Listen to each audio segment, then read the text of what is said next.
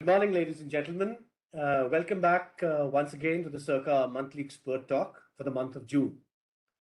This month, we are proud to present Nita Soans, who's the CEO of Kaiterra India, who would be speaking about the role of air quality management in low carbon healthy buildings. Since we spend 87% of our life inside the buildings, the indoor environment has a determining influence on human health. But do we really know how buildings impact our lives and our planet? Buildings generate nearly 40% of the annual GHG emissions, which is very alarming. As the global building stock keeps growing, this number is only increasing. It is fundamentally impossible for us to tackle climate change and decarbonize without fixing this and changing how we operate our buildings. It is possible to make our buildings healthy, energy efficient, low carbon, and carbon zero. Using real-time monitoring, occupants can decide and control behaviors and interventions to improve indoor air quality. Nita Soans is India's CEO for Kaiterra, a company founded by Liam Bates, based in Switzerland. Kaiterra designs and builds comprehensive environmental monitoring devices, intelligent software analytics, and turnkey building integrations to optimize the built environment for occupant well-being, energy efficiency, and carbon reduction. Nita Soans will talk about how air quality monitoring can guide buildings to be healthy and have a lower carbon footprint. Welcome, Nita, to the talk show, and over to you. Thank you, Hemant. Let me just go back into slideshow mode. All right. Hello, everybody. As Hemant mentioned, I'm Nita, and I head the India office for Kaiterra. We design and make solutions for air quality monitoring and data management. First, a bit about our company. Though Hemant touched upon it, I wasn't sure how much he would touch upon. Kaiterra was founded by Liam Bates, who's from Switzerland, and we now have offices in 5 countries: India, Canada, Hong Kong, China, and New York, and USA. We have a diverse team of engineers, designers, air quality control specialists, and people doing marketing and sales spread across the world. We're very proud of the many customers we have in India and abroad who trust our air quality monitoring solutions to help manage their buildings. Our focus at Kaiterra is to help buildings reduce their carbon footprint and be healthy spaces for their occupants. At Kaiterra, we've always been about the impact. What can we do through our business that could make the world a better place, that could help health and well-being of individuals? And for us, we feel that this is a space where we can have most impact. Low carbon healthy buildings to benefit our people and planet. We believe that our buildings can not only be healthy, but also energy efficient, low carbon, and eventually carbon zero. That's why we build innovative environmental monitoring devices, intelligent software analytics, and turnkey building integrations to help companies around the world transform their built environments. I'll talk more about the why of this in the next few slides. In this section, I'm going to talk about a couple of themes around which we focus our product features. First, I'd like to touch on how air quality monitoring solutions can help improve building health. We've seen a huge demand, an increased demand for health and wellness. And this has a direct link to employee productivity. And more companies around the world are seeing the value in this. And this is something, that should almost be mandated, that companies and buildings have to provide a healthy and productive environment for their staff. Let's see how there's a direct link between air quality and employee productivity or occupant productivity. Research studies have shown that PM 2.5 can affect productivity. There's a 2014 study by the National Bureau of Economic Research that says that even a 10 microgram per meter cube increase in PM 2.5 concentration in the air can result in a productivity drop of 0.6%. Everyday products, cleaning products like paints, varnishes, furniture, furnishings, carpets, they all let out volatile organic compounds. And just a 500 microgram per meter cube increase in volatile organic compounds, or VOCs, is said to decrease work efficiency by 13%. Research has shown that a 400 ppm increase in carbon dioxide can reduce productivity by 21%. Humidity and temperature can also have an impact on occupant comfort and, as a result, productivity. During the pandemic, there was a lot of research that also showed that maintaining an optimal humidity level can have a huge impact on reducing the ability for pathogens to stay alive. Moving on to carbon emissions and buildings.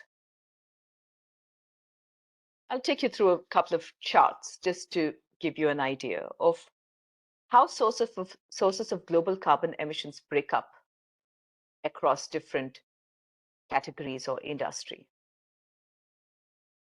Here's another chart that shows how carbon emissions get split up across building and non-building, and even under buildings across building construction and the running of buildings. You may not have done the math and added it up in the previous slide, but buildings contribute, operation of buildings, just the running of buildings, contribute to 28% of global carbon emissions. So climate change is really our biggest threat. And buildings are contributing significantly to it. As we have more and more buildings around the world, this number is only going to keep growing.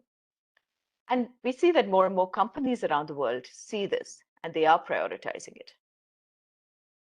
There's a huge opportunity to reduce energy consumption right here with the HVAC system of a building. The HVAC system is what controls the heating, cooling, air conditioning of a building, and also air filtration. A typical HVAC system accounts for around 40% of total energy consumed in the building. And like I said, more and more Fortune 500 companies are making public pledges. 23% of global Fortune 500 companies have made a public commitment that they are or will be by 2030 carbon neutral, using 100% renewable power, or meeting an SBT, which is science-based emission reduction target.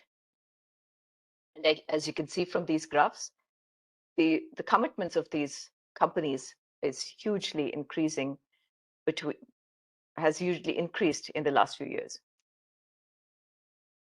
And that's why we at Kaiterra focus our energies on ways in which we can help buildings be more energy efficient and provide healthy environments by using data from our air quality monitors. And we feel that this is the strongest way and the biggest way in which we can help buildings make best use of our devices and our data and work towards the largest impact possible for climate change.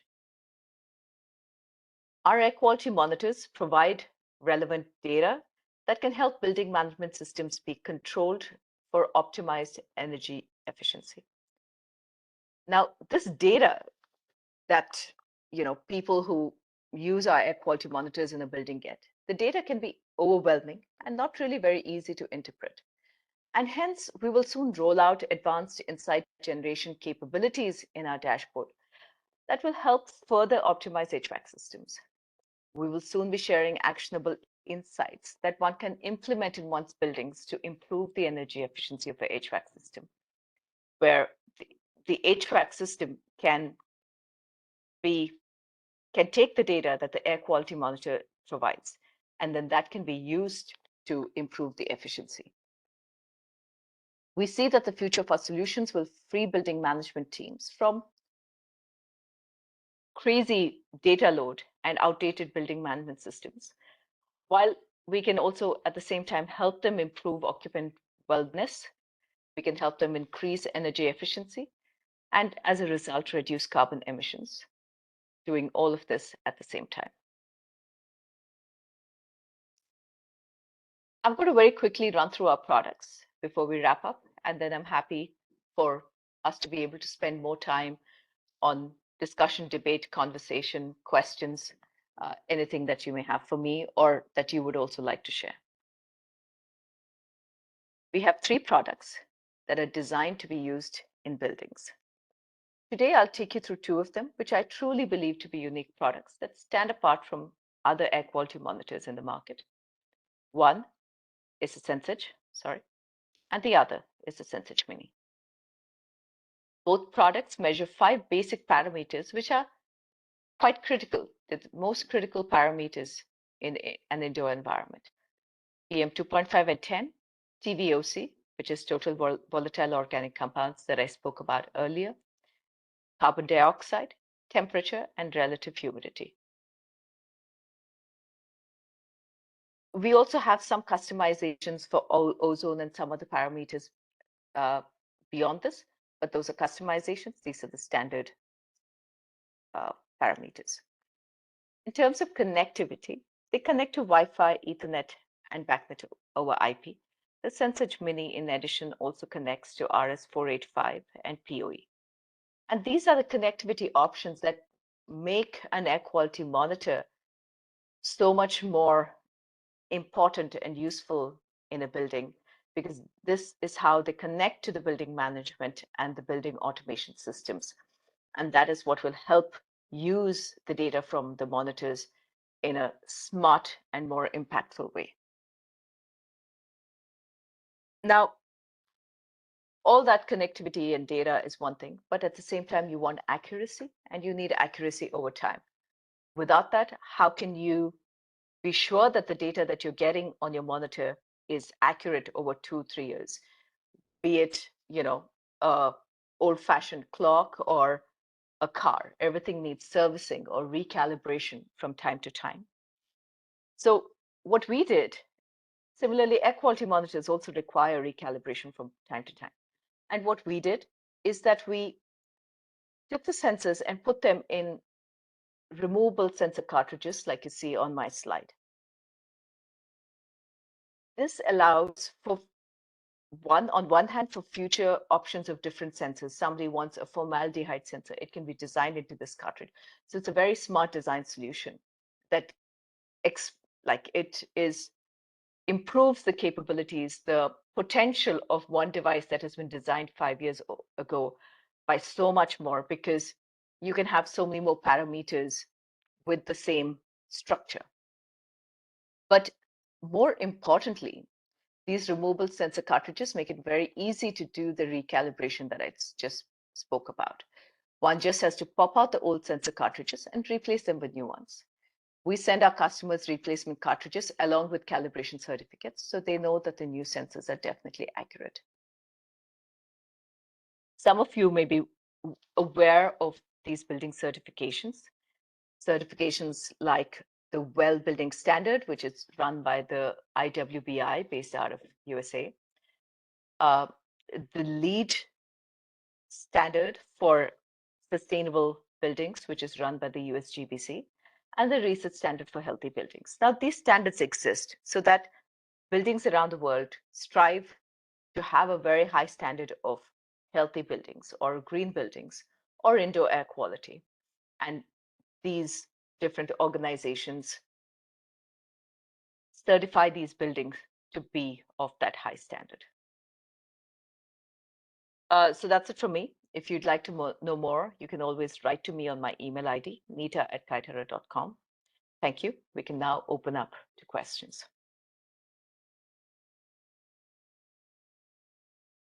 Thank you, Nita, for your presentation. Now we are open for the question answer session, and I would now ask Kaiterra to moderate the QA session. Kaiterra, over to you.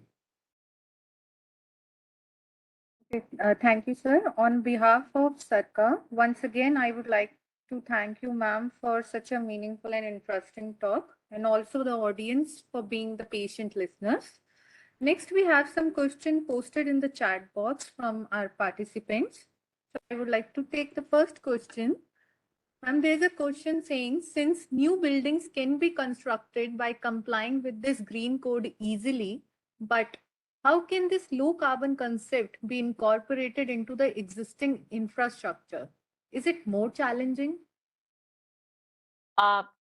Yes, it is always more challenging to fit something into an existing structure or system, right? Like you can even take something like as simple as a drawing. You do a sketch or a drawing and you need to insert something in. It's harder than if you were to start from scratch. But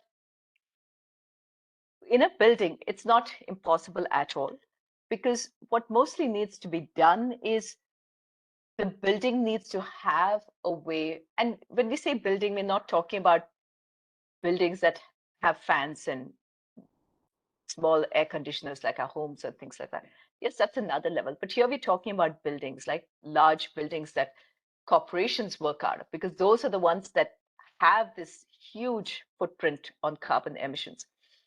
And most of them come with building management systems. For the others, with wiring and retrofit, it is possible to put in building management systems. Most of them run with, conduited HVAC, cooling, heating, filtration systems. For those that don't, it is possible to put that in. I think the biggest challenge there is to get work done, interior work done while the building is running. And that's what I think that's the kind of challenge that people would need to work around. But otherwise, it's not. It would just be that they'd have to plan the wiring, the cabling, the conduiting to make this happen. Okay, ma'am. Ma'am, next question. Sorry, I'd just like to give you an example of how and why. So let's say a building has carbon dioxide levels that go up to, let's say, 1,500. At that point, what will the building manager do? He will manually open the actuators of the HVAC system to bring in more fresh air. Because if your indoor air has too much of carbon dioxide, the only thing to do is to bring in outdoor air. In a city like Delhi, when you bring in outdoor air, it's fresh, all right, but it's highly polluted. So at that point, they would also need to have filtration systems. So when the outdoor fresh air is brought in, it filters the PM 2.5 particles out. Now, let's say in winter, when they bring in cold outdoor air, what's happening? The temperature inside the building is going to cool down and it's going to be too cold. So then they'll have to heat it a little bit to get the temperature to a more optimal temperature. Now that's going to consume energy, right, to manage heating or cooling.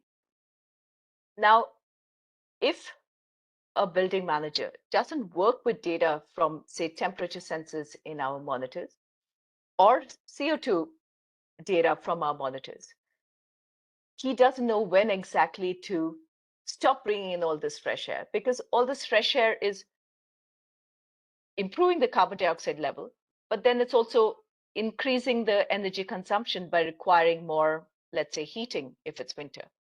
So he needs to bring in just enough fresh air to get the carbon dioxide levels under check.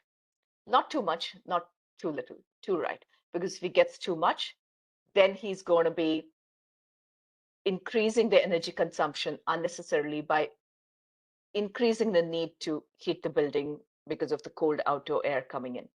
If he brings in too little, then the carbon dioxide levels are not going to go up.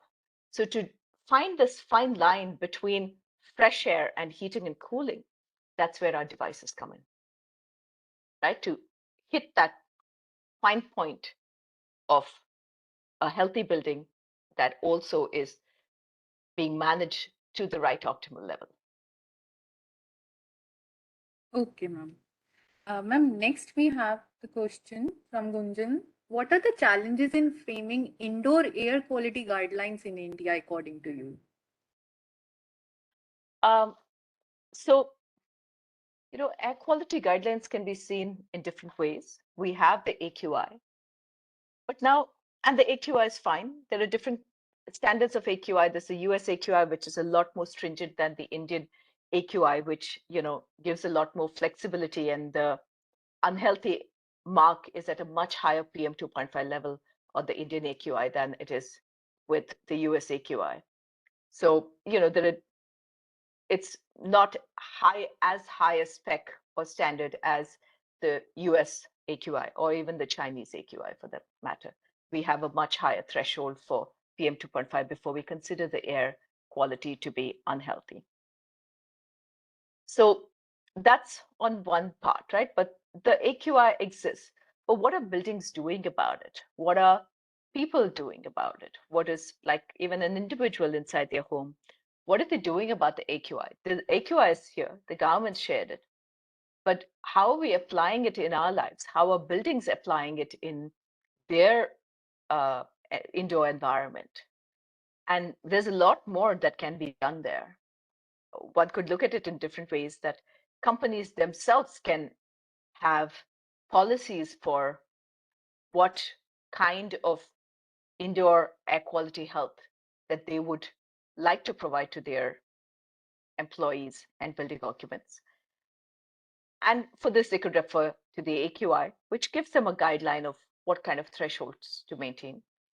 We've seen a huge increase, like I said in my presentation, of companies getting on board this wagon of saying, okay, I need clean indoor air, I need healthy indoor air.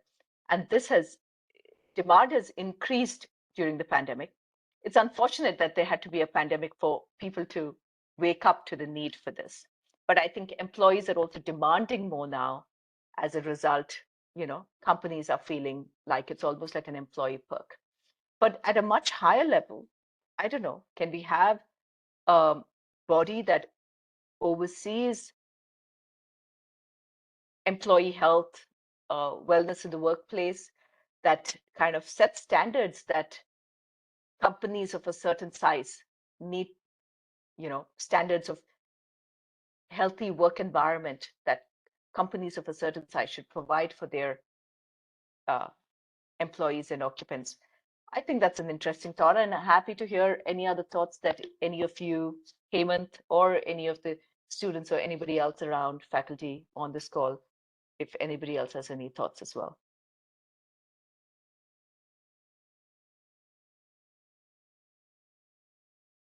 Okay, ma'am. Now, moving on to the next questions. Although we have some ground-based monitoring station, what challenges have been encountered in the deployment as well as calibration of the low-cost sensors? In your opinion, is it a real-time calibration that is being done? There is no real-time calibration possible. Anybody who says that is, I don't know, hasn't understood the science. Because let me backtrack and talk about how calibration needs to happen. Actually, let's take a simple example. Let's say you have a wall clock that ran out of battery, and now you put a battery back in it. And now you need to set the time again. And you want it to be as accurate as possible. Can you just randomly do it? Not really. You would like to have another clock or watch that mentions the hour, time, and second, or shows it. And you'll then use that to get your clock to the perfect time, right? Because that becomes your reference point. Now, let's say an air quality monitor has been running at, IIT Delhi, a low-cost monitor. Let's say another monitor has been running in IIT Bombay. Both were installed on the same day, same brand, and all that. Now, we all know that the air quality in Delhi is several times worse than Bombay. And let's say after a year, after a crazy apocalyptic winter, these readings would have drifted a little bit. Why do they drift? They're optical sensors. Low-cost monitors are optical sensors. How do optical sensors work? They have something like a mirror, and the mirror is used to reflect light, and you use that to understand the size of particles coming through the sensor. Now, you've seen your bookshelf at home. If you don't dust it for 5 days, how much of dust is going to collect on it? So those all sensors are designed in a way not to let dust settle on the optical sensor. But can you imagine over the course of a year in a city like Delhi, how much dust will accumulate on that sensor? It will also accumulate in the various parts. There'd be grease and grime in the various parts of the moving parts of the sensor as well. So obviously the accuracy is going to decrease. If there was a similar air quality monitor set up in Switzerland, it would be in much better shape after a year than one in Delhi. And the one in Bombay won't be as bad as the one in Delhi, but it won't be as good as the one in Switzerland. And that's why over time, all of these sensors, let's say Switzerland, Bombay, and Delhi, they've all drifted a little bit. Maybe the sensor in Switzerland drifted by, I don't know, let's say 6%. Let's say the sensor in Bombay may have drifted by 13%. These are just random numbers. And the sensor in Delhi would have naturally drifted by, let's say, 21.56%. Now, when people say, okay, we do real-time calibration remotely, how do they know that the Delhi sensor has to be adjusted by 21.67%? How do they know that the Bombay sensor has to be adjusted only by 12%? Not 10, not 15, not 13.1, but by 12. Unless you put it co-located with another air quality monitor, a reference monitor that you know is accurate. Or if it's not a high quality reference monitor, then you have a bunch of other same brand air quality monitors, but several of them which have been calibrated against a reference monitor, and you use that to check how much this monitor has drifted by. And then that will tell you, okay, it's drifted by 21.67%. So then you know, okay, I need to recalibrate it by 21.67%. Now, like anything that is old, your car engine, your laptop, anything like that, even if it's serviced, it's not going to go back to as good as new. So you don't know whether the calibration is going to last for another year this time. Let's say in the first round, it lasted for 18 months. In the second round, after you recalibrate it, will it last for another 18 months? Not likely. Will it last for 12 months? You have no idea. Even I have no idea, even though I'm an expert in this field, because there are so many factors that have to be taken into consideration. The air pollution every day of the year and how much of it has, gone into the sensor and how much of it has deposited there, and what that has done to the accuracy of the sensor. So without knowing all this information and without really co-locating and comparing, there is no way a human being can just like that say, okay, I can remotely just tweak it by so much. It doesn't work that way. Does that make sense? Does that answer your question? Yeah, sure, ma'am. Thanks for this clarity. If at any point you think I can explain something further or give it more clarity, please let me know. Sure, ma'am. Ma'am, next we have a follow-up question regarding the sensors only. What happens after the sensors detect high values? What are the ways to reduce carbon emissions in buildings? So I explained this already with the example of the carbon dioxide levels going up. And so, outdoor air being brought in. When you bring in outdoor air, one thing that you need to do is you've got to filter it and reduce. So PM 2.5 levels are not going up. But, as a result, if the energy consumption of running your building, of the HVAC system is increased now, right? Because you brought in and something from the outside that has messed up the balance of the inside. In order to fix one thing, something else got messed up. The humidity may have got messed up. The temperature may have got messed up. So the way to reduce carbon emissions is to run the building efficiently. Turn things on just as long as they need to be turned on. Heat things or cool things just as much as they need to be heated or cooled, not more, not less. And you can't do it randomly. You need data to do it. And that's how the air quality monitors provide you with data to help you do this. Okay, ma'am. If the person who asked the question could clarify if that has answered their question or if they have any follow-up question to that. It had another question with it. What happens after the sensor detects high values? Did you say high values? Yes, ma'am. High High. values. Okay. I thought you said 5 earlier. So let's say the air quality monitor is running in a building, and now it's been hooked up to the HVAC system.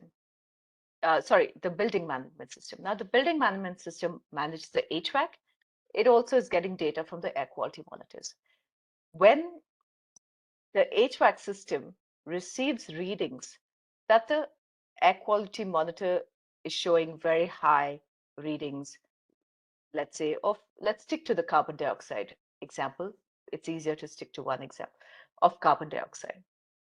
Then the person who's managing the building management system and observing it and sees this high reading on the building management system dashboard, they're going to go and tell the engineer, hey, could you go and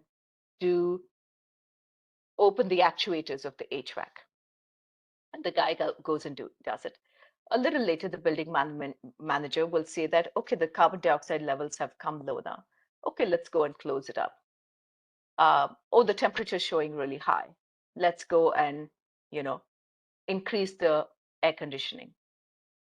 And so all this data has to be interpreted by the building manager, which is what I mentioned on my call as well, that it's very overwhelming for the building manager to get all these pieces of data and then to keep going and, controlling things.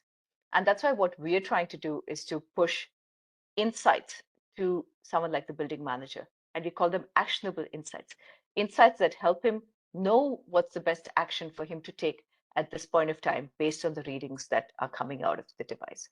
Because otherwise there are readings coming out every minute, and all of this data can be extremely overwhelming because he's not a robot who's going to sit there and, read 5 readings every minute. Does that answer the question? Yes, ma'am. Next, we have a question. Will this work in high pollution areas? Yes, it will, because we're reading PM 2.5 levels indoor, and in a high pollution area, what the actionable insight to the building manager for managing the HVAC would be about increasing the filtration. Right? So they know that if their filtration, let's say that they have some filtration in place, but the outdoor air is so polluted that the readings are still high. Let me rephrase my example. Let's say there's a company, let's just call them X, in America and in India. Let's say Switzerland, in Switzerland and in Delhi. And they have a template for their buildings of what kind of HVAC system has to be installed, what kind of tables, chairs. They have all these, templates that a company should follow. But in Switzerland, the air quality is so different that the amount of filters that they would put, the HEPA filters that they would put in a HVAC system would be much lower. And if that template is moved to India, what will happen? That they'll see that, okay, the air is getting filtered a little bit, but our indoor air quality is not, let's say, PM 2.5 levels are not 200 micrograms, but it's still 125. That's also too high. So at that point, what they know that they need to do, because they're looking at the data from the air quality monitor, that they need to know that they need to put in more stronger filtration that will keep out more air pollutants, PM 2.5 particles, that will keep them out of coming into the building. right? But unless you have the air quality monitor that is showing you what the indoor readings are, you have no way of knowing if the one filter or a thin filter that you put that the company in Switzerland recommended as a template, if that is sufficient for Delhi's air.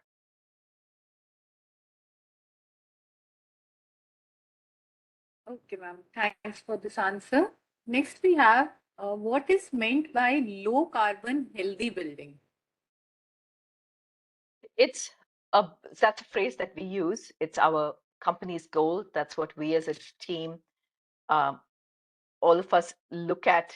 It's one of the things that we're reminded of every time we have a all hands company-wide meeting, that this is our goal, low carbon healthy buildings, that we would like to help buildings have lower carbon footprint and to be healthy buildings. Lower carbon footprint by reducing energy efficiencies,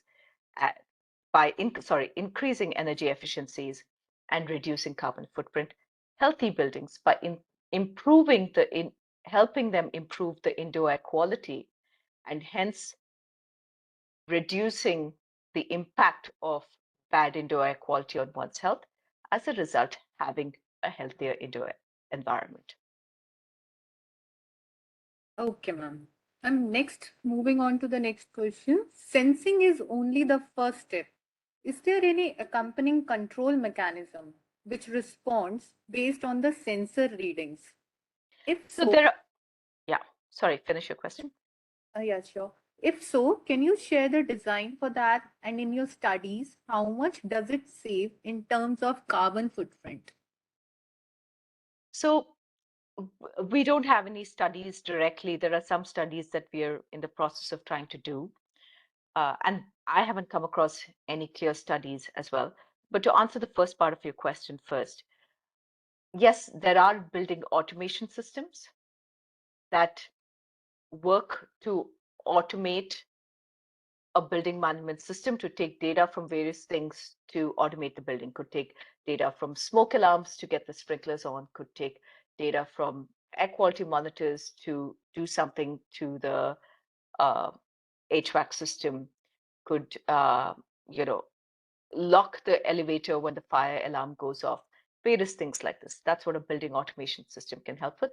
No, it's not a design that I have or that one that I can share. And the third part of the question was, which I started answering, about the research studies. No, I don't have any handy and I haven't come across any as well. The understanding and research is based on how energy efficiency can be improved in a building drastically by looking at the data. Okay, ma'am. And next question is there any way these sensors can be used to represent certain geographical boundary, especially with the visibility sensor? Sorry, I don't understand the question. Would you be able to clarify? I'm just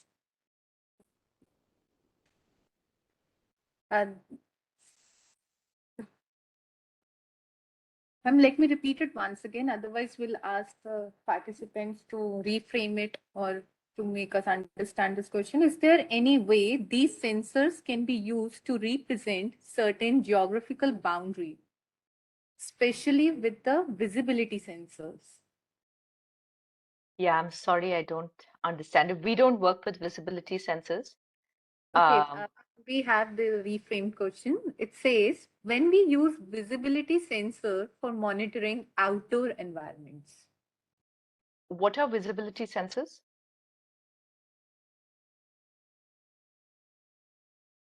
I think visibility sensors, they give a spatial view of the surroundings. Let's say there is a hotspot, zone in Delhi, and there is a visibility sensor. It can show you the traffic around that zone. Okay. To So see clarity of the atmosphere, transparency and clarity of the atmosphere. Yeah, so we don't deal with visibility sensors, so that's not my area of expertise. We just deal with air quality monitors, and we have used data from our air quality monitors and a bunch of public air quality monitors to kind of create a heat map of actually the world. But, here and there are sensors that are badly managed, public sensors that are badly managed, and that skews the data. And that's been a challenge. But yeah, we create heat maps using data from sensors, but no, we don't use visibility sensors. Okay, ma'am. Ma'am, next we have a question saying how this large volume of sensor data is managed efficiently. Does it use any machine learning algorithms or AI concepts? Yes, it does. But I'm not the engineer behind all this. Okay. We have a bunch of fantastic engineers who were ex-Microsoft, ex-Apple, who then joined our team even when we were in a really startup mode, and they've done some fantastic work around this in smartening up our data. Okay, ma'am.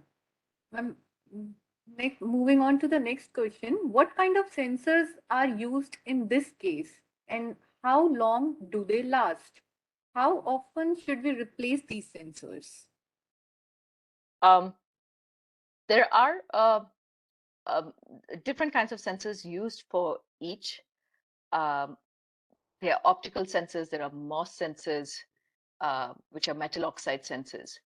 What I could do, if it's interesting, is that I could share with the CERCA team a few articles from the Kaiterra blogs post this call, and maybe that could be circulated to people who attended this call. And a lot of these questions about what kind of sensors are used for PM 2.5 or TVOC or CO2 will be answered by those blog posts. And I think that's much richer data than I could even give on this call.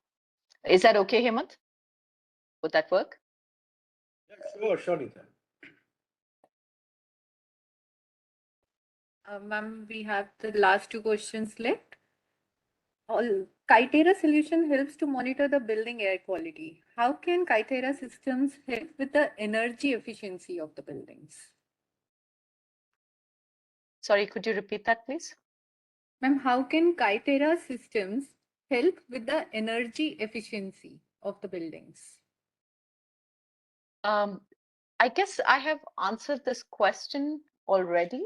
I guess these questions came up much earlier before I answered the question.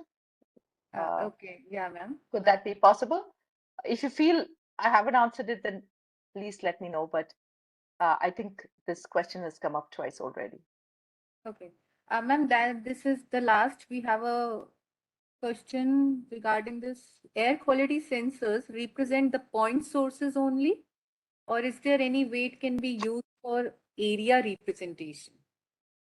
So unfortunately, there's a limit to how good a representation of a larger area an air quality monitor can be, unless it's a controlled environment.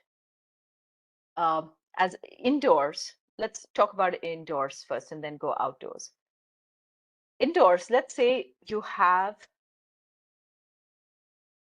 an air conditioner that's 1 ton in a decently sized room, largish room. And let's say in Delhi, since all of you are based in Delhi, let's say in Delhi that in April, the entire room is going to be fairly uniformly cool because the AC is working okay for the space, for the amount of, for the temperatures that April season sees in Delhi. But come May, when it is touching 47 and 48 and whatnot crazy numbers, that 1 ton AC is going to cool the area near the air conditioner much more than the opposite end of the room. Because for the size of the room, the air conditioner is too small. So in such a way, in an indoor environment, when it is a controlled space, let's say it's a building with an HVAC system, usually HVAC systems are designed to uniformly cool a space without too much of a fan speed, right? When there's like too much of a thrust from the fan, then, one spot where the HVAC fan is blowing too much cool air, that person sitting there feels too cool. But otherwise, a lot of well-designed spaces with centralized heating and cooling are uniformly filtered, heated, or cooled.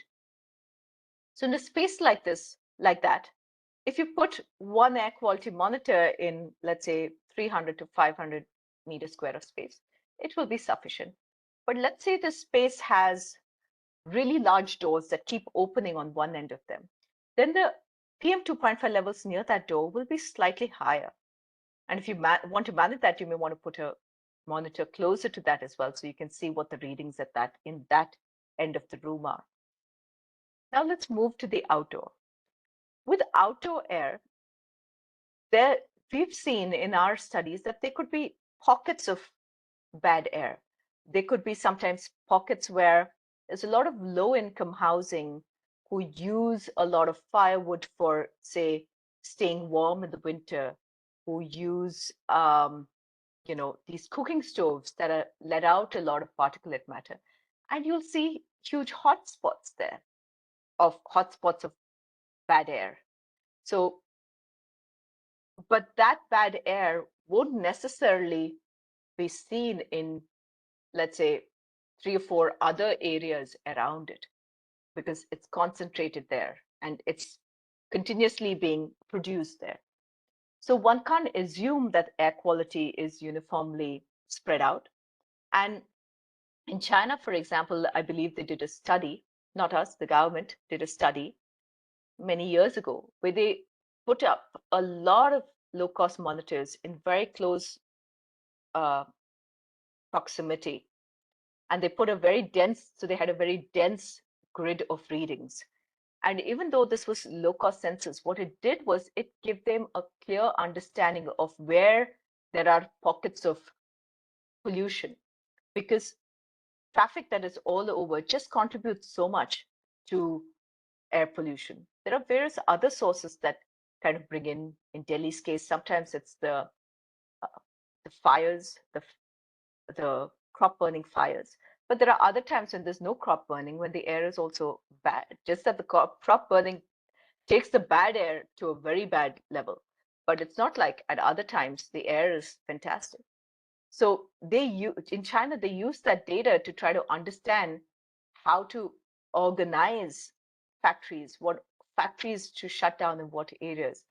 And they're able to, at certain times of the year, have very good air because they know they have used the data right. They've got data that is dense and they've analyzed it well enough to kind of crack down on the sources of air pollution. Okay, thank you, ma'am. Ma'am, in the interest of time, we are now moving to the last question of this talk series. It says, how reliable is the data connectivity?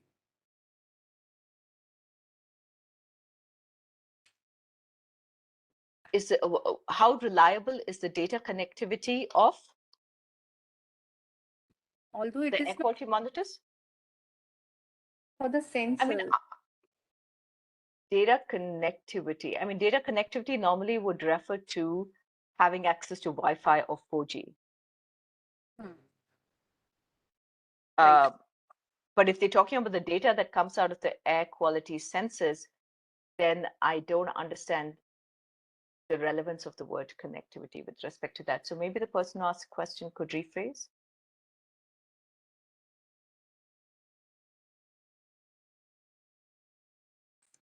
I think we can finish the Q&A session now.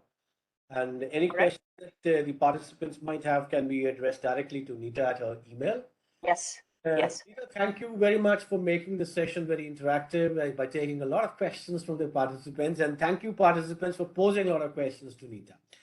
Now, I hand it over to Priyanka for the vote of thanks to participants and the speaker. Thank you, sir. I, on behalf of CERCA, want to extend my sincere thanks to Nita for having accepted our invitation to deliver this talk. And it was real pleasure and honor to host you as our expert talk speaker this month. And I also want to personally thank all the participants representing from different sectors who took time off for attending this talk and making this session interactive through this Q&A session. Thank you once again. And we will announce our next scheduled talk via emails and social media handles very soon. Thank you for the time. Thank you. Thank you. I really Thank you, appreciate the everyone. questions. Thank Lots you. of very good questions. Thank you, everybody. Thanks. Thanks, Nita.